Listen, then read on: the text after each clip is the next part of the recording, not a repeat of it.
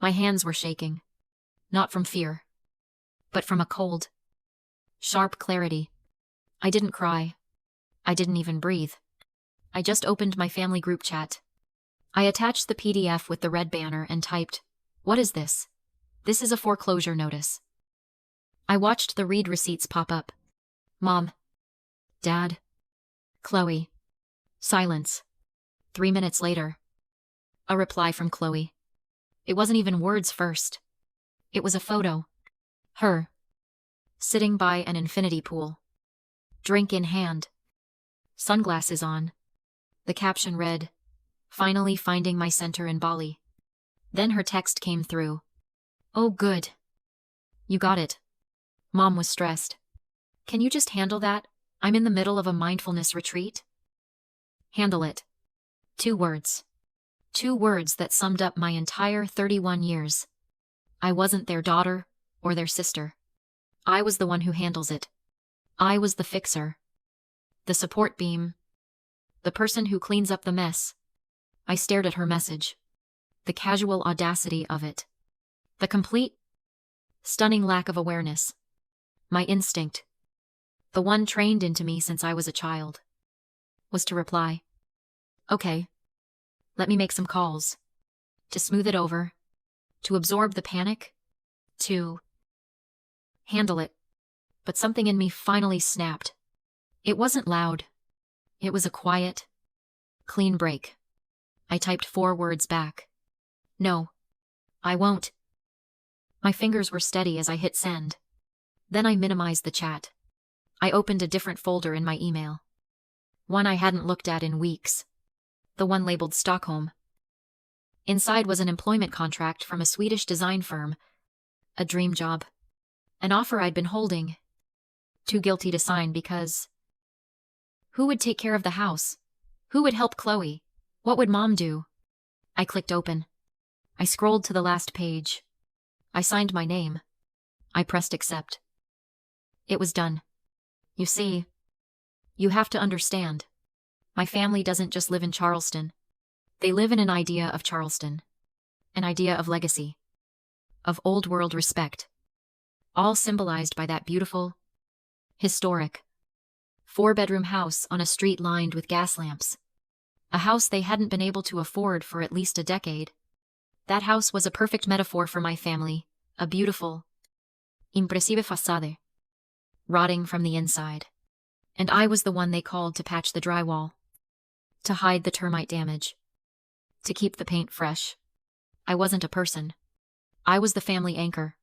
The one heavy thing, holding the rotting ship in place, while everyone else got to be the sails. Floating off on their wellness retreats and branding ventures. But an anchor can't just hold a ship. It gets dragged down with it. And I was finally letting go of the chain. That foreclosure notice wasn't a new debt. It was a ticking time bomb I had naively helped them build. I remember the night. 5 years ago. My mother, Sharon, sat me down in the kitchen of that beautiful, rotting house. She was the facade manager. A master at making desperation look like elegance. She held my hand. Her voice soft. "Honey, it's just a formality. Your father and I are just consolidating our debts. The bank just needs a little more security. It's just paper." I was 26. I was still desperate for their approval. So I signed. I didn't realize that consolidating debt was a lie. I didn't realize the money was already spent. 2 weeks later, I saw the first charge. $12,000.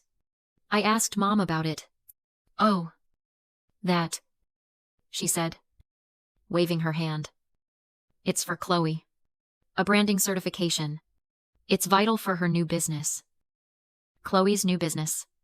My sister, the wellness influencer, who believed work was posting photos of sunsets and sponsored smoothies. Then came the $900 a month car lease for a luxury SUV. She has to have the right image.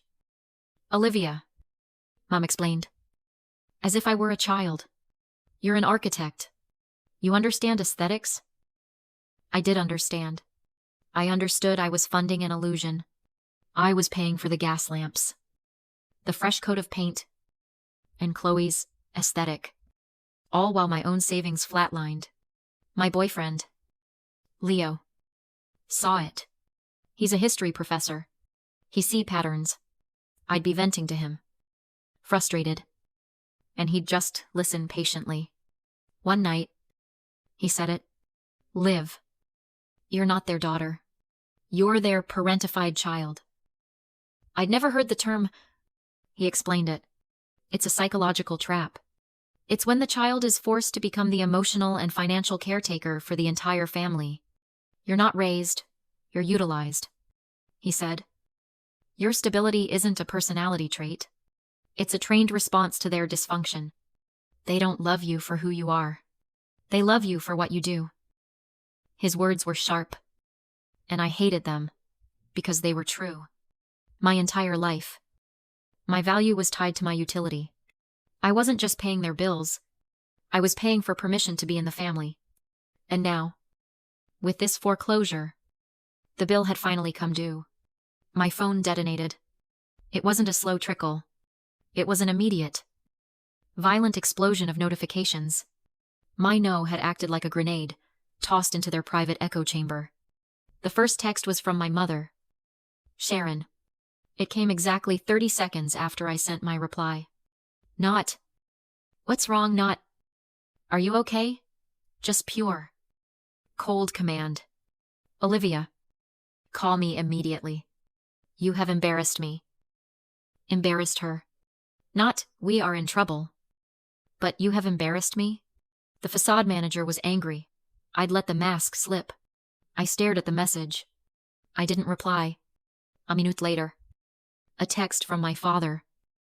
Richard. My father. The silent beneficiary.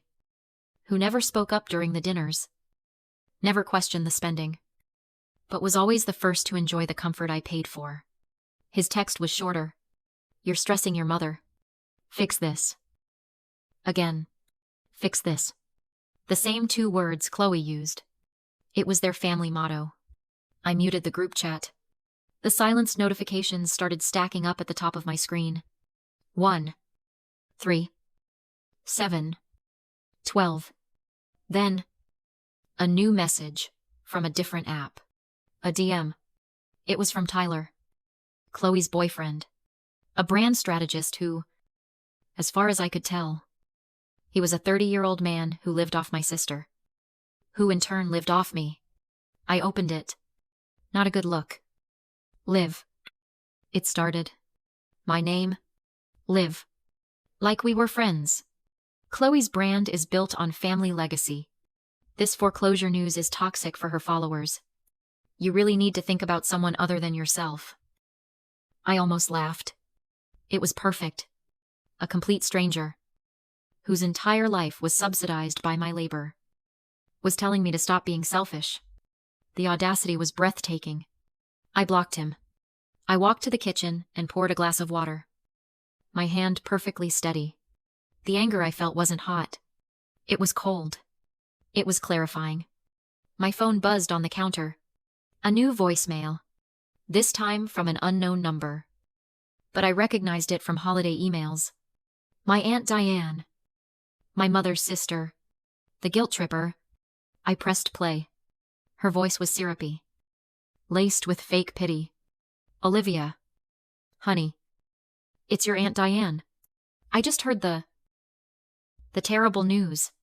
Your mother is just beside herself. A pause for effect. I just want to remind you, sweetheart, that family is all we have. Family is forever. You can't let that beautiful home go. Think about your poor mother. Think about what you're doing to her. I deleted the voicemail halfway through. I looked at my phone. 15 missed calls. 28 unread texts.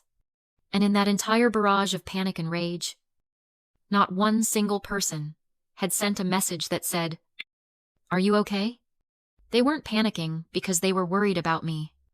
They were panicking because the anchor had just unclipped itself from the ship. And they were finally, after all these years, starting to sink. I let the phone go silent. I didn't block them. I wanted them to see that their noise had no effect. I sat back, staring at my laptop. The signed Stockholm contract glowed on the screen. I realized this wasn't a family dispute. Not anymore. This was a financial prison. My mother, my father, my sister. They weren't family. Not in the way that mattered. They were co-conspirators in a long con. And I was the mark.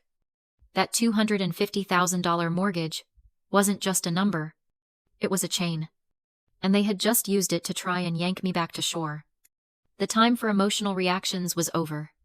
The time for texts was over. I picked up my phone and called my old friend from college.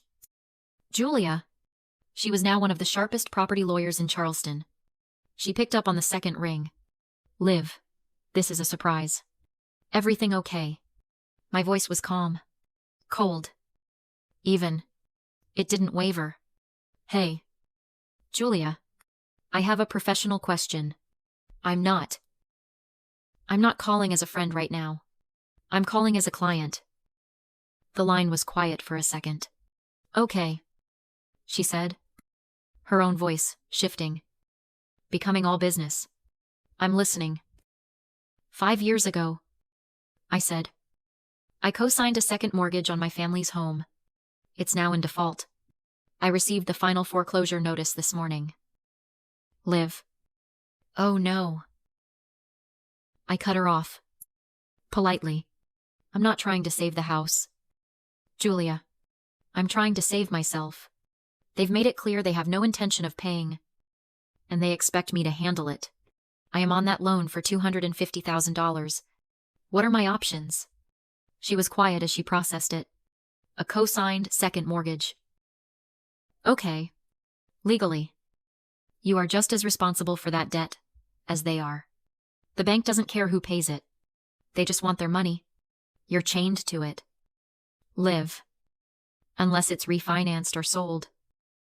They can't refinance, I said. Their credit is non-existent. That's why they used mine.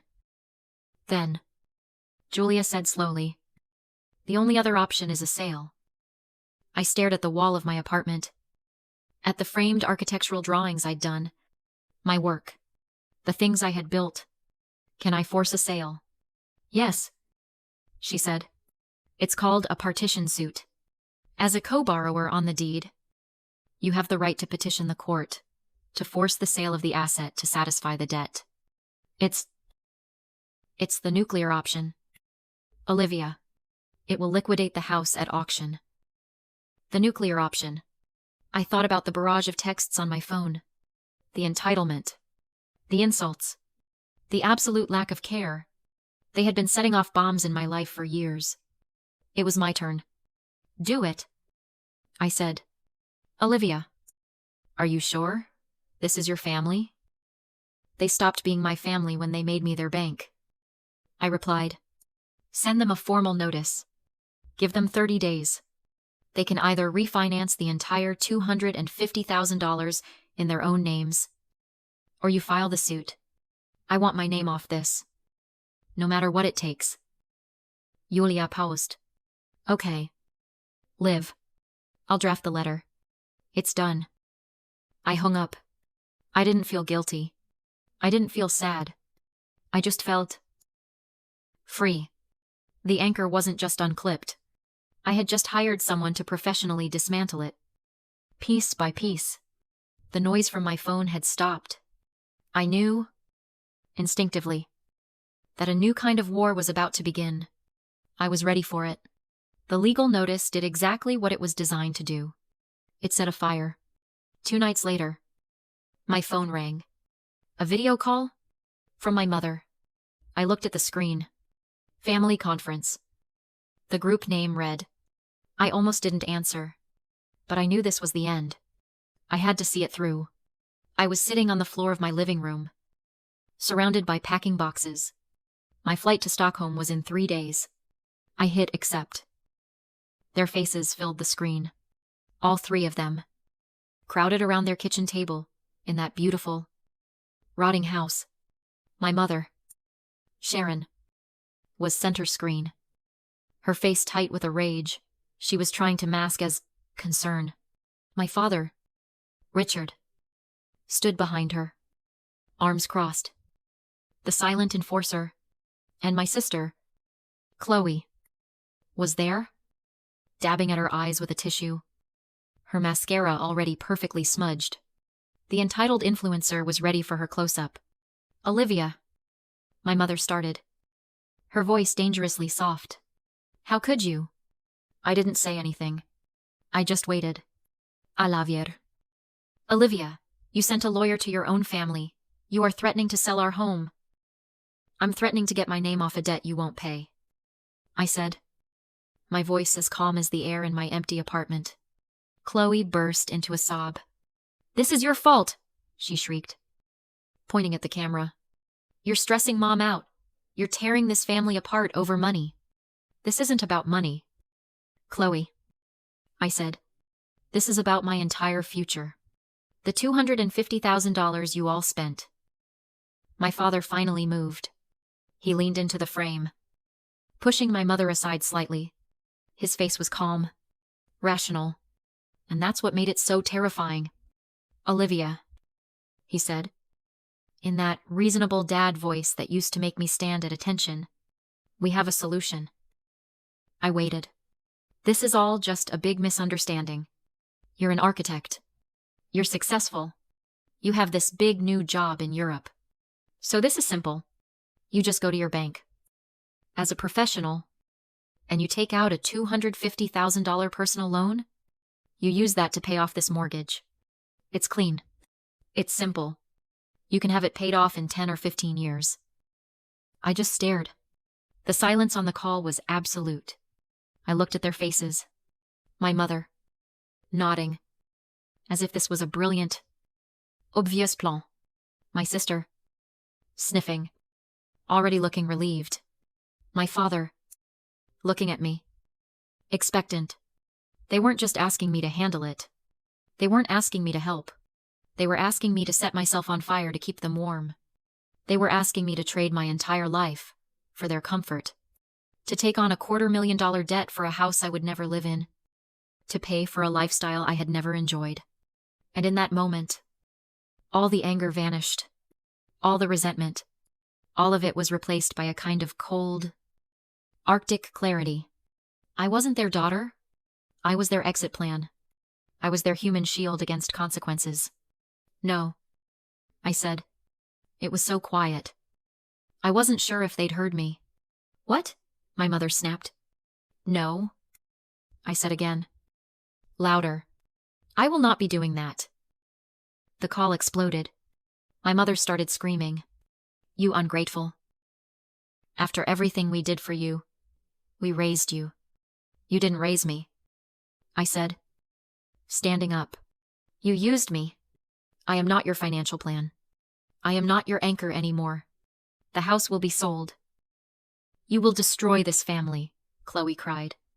"The family was already destroyed," I said. I'm just the one who finally stopped pretending. I ended the call. I dropped the phone onto a box labeled kitchen. The silence in the apartment was deafening. And for just 1 second, the guilt was so strong, I thought I was going to be sick. It washed over me. A lifetime of training. You are selfish. You are cruel. You are a bad daughter. It was a reflex. As automatic as breathing. But then, I did breathe. I took a deep, shuddering breath, and the guilt receded. I looked around at the boxes, at the ticket to Stockholm on my desk.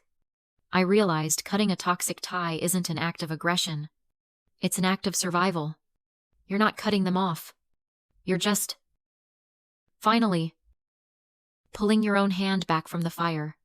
6 months later, I'm standing in my apartment in Stockholm. It's minimalist. All white walls. Clean lines. And it's quiet.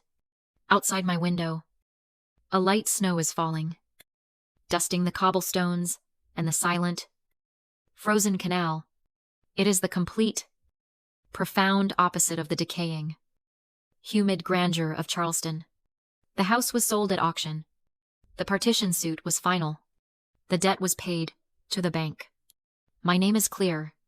I am For the first time in my adult life, financially tied to no one but myself, my phone buzzed on the kitchen counter.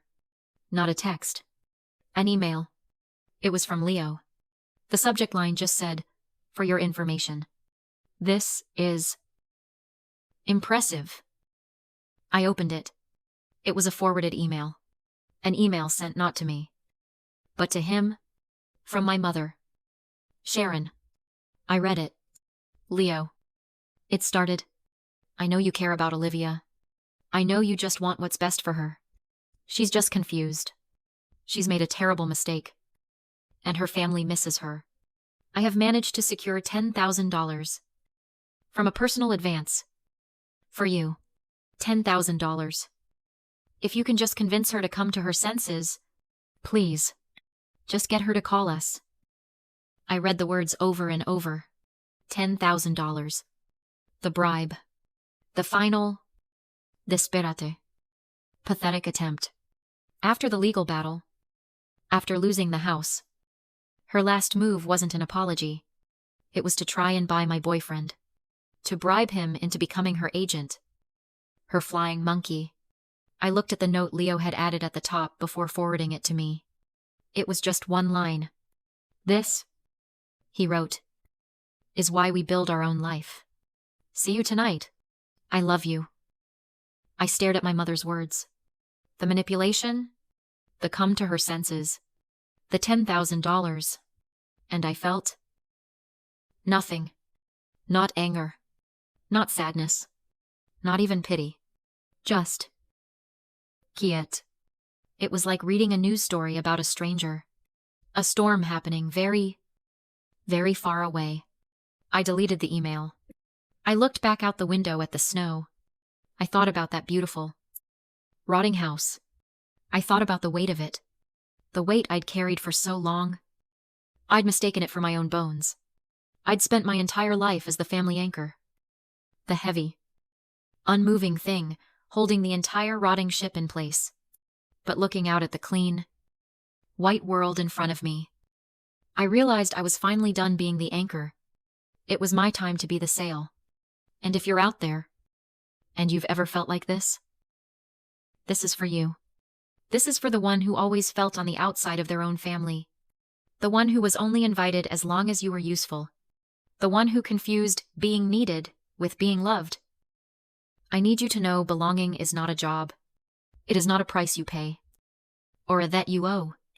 It is not a performance. Real belonging is the quiet, profound, unshakable peace of finally, completely belonging to yourself. You are not alone.